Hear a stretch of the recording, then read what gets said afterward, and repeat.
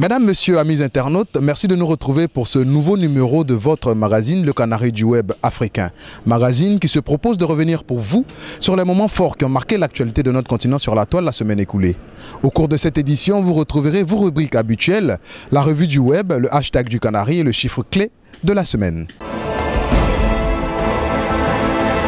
Les rues de Lomé, la capitale togolaise, étaient calmes ce vendredi 29 septembre au matin. Ce constat a été fait par nos confrères de l'agence française de presse qui témoignent du suivi du mot d'ordre de grève de l'opposition togolaise dénommé Togo mort.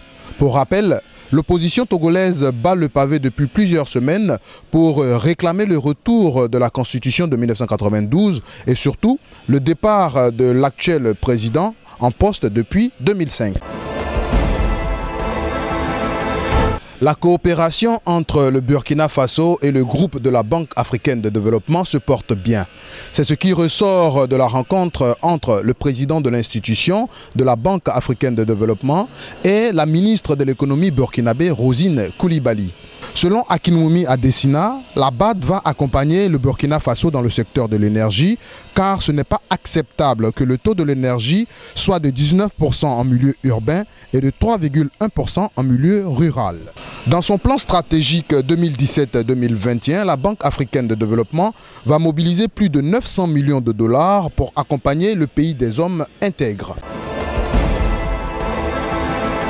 Le Premier ministre ivoirien Amadou Gon Coulibaly a procédé ce vendredi 29 septembre à Abidjan à l'ouverture de la 6e édition de la CJC Academy, concours de détection et d'accompagnement des jeunes entrepreneurs. La 6e édition s'articule autour du thème « Devenir un champion national ». Créée en 2012 par la Confédération générale des entreprises de Côte d'Ivoire, la CJC Academy s'est imposée comme la principale plateforme d'échange entre les entrepreneurs confirmés et les débutants.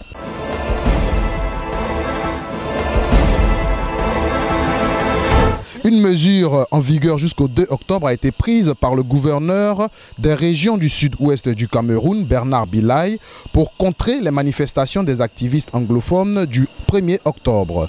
Fermeture des frontières terrestres, fermeture des transports urbains, fermeture des bars ethniques sont entre autres les mesures prises par le gouverneur. Pour suivre toute l'actualité du Cameroun, il suffit de cliquer sur le hashtag Cameroun. Le chiffre clé de cette semaine, c'est 5.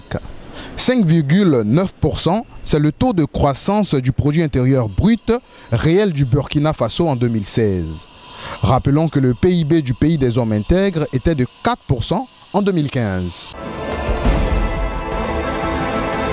Faites que les rêves dévorent votre vie afin que votre vie ne soit pas dévorée par les rêves.